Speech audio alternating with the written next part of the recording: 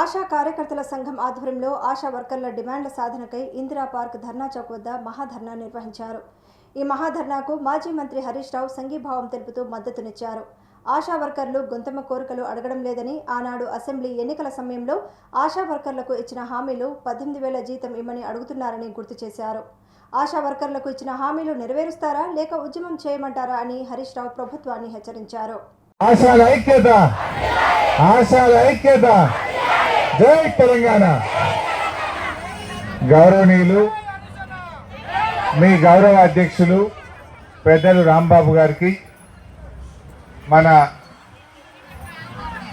శాసనసభ్యులు గౌరవనీయులు ముఠా గోపాల్ గారికి, గౌరవనీయులు నగేష్ భాయ్ గారు, జయసింహ గారు, దేవేందర్ రెడ్డి గారు, ఇంతియాజ్ గారు, శ్రీధర్ గారు, వెంకటేశ్వర రెడ్డి గారు, ముఖ్యంగా మీ అధ్యక్షురాలు గౌరవనీయులు సంతోష గారు, ప్రధాన కార్యదర్శి మంజులా గారు, అదేవిధంగా మారయ్య గారు, నారాయణ గారు, నగేష్ గారు, శివశంకర్ గారు, అన్ని జిల్లాల అధ్యక్షురాళ్ళు, కార్యదర్శులు, వివిధ జిల్లాల నుంచి వచ్చినటువంటి మా ఆశా ముఖ్య కార్యకర్తలకు, మీడియా మిత్రులకు అందరికీ పేరు పేరున నమస్కారం తెలియజేస్తా ఉన్నాను.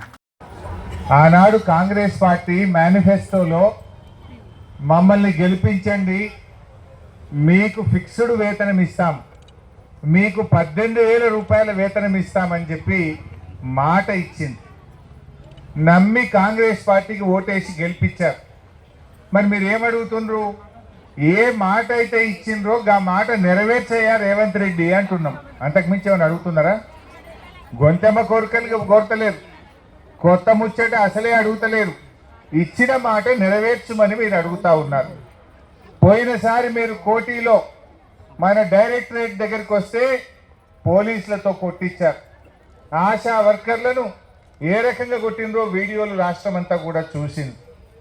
సరే టైం ఇవ్వమని మంత్రి గారు అడిగిండ్రు, టైం ఇచ్చారు. టైం ఇచ్చి ఇలా ఇంకొక ఏడాది చూసి 2 ఏళ్ళు అయింది, అయ్యేపాయ, సగం పీరియడ్ అయ్యేపాయ. మరి ఇంకెప్పుడు వేస్తావు? సగం పీరియడ్ అయిపోయింది కదా.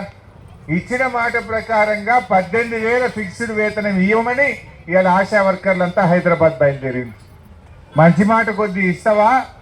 మరి ఆశాలందరినీ పెద్ద ఎత్తున ఉద్యమానికి వెళ్ళమంటవా అని ఇవాళ ముఖ్యమంత్రి రేవంత్ రెడ్డి నేను అడుగుతా ఉన్నా. రేవంత్ రెడ్డి కథ ఎట్లున్నదంటే, ఏమన్నా అడిగితే పైసలు లేవు అంటాడు. పైసలు లేవా? ఎందుకు లేవు పైసలు? కమిషన్లు వచ్చే దగ్గర మాత్రం పైసలు ఉన్నాయి. మీకు ఐడియా కోసం చెప్తున్నా, HMWS Hyderabad metro water works అని ఉంటుంది. దానికి మల్లన్న సాగర్, కాళేశ్వరం ప్రాజెక్టులోని మల్లన్న సాగర్ నుంచి హైదరాబాద్కు నీళ్లు తెచ్చి మూసీని ఉద్ధరిస్తా, ఆ గోదావరి నీళ్లను కాళేశ్వరం ప్రాజెక్టు ద్వారా కట్టిన మల్లన్న సాగర్లో ఉన్న గోదావరి నీళ్లను తెచ్చి మూసి మోరిలో పోస్తా, నీళ్లు శుద్ధమైతే అంటుండు. దానికి ఎంత ఖర్చు పెట్టు?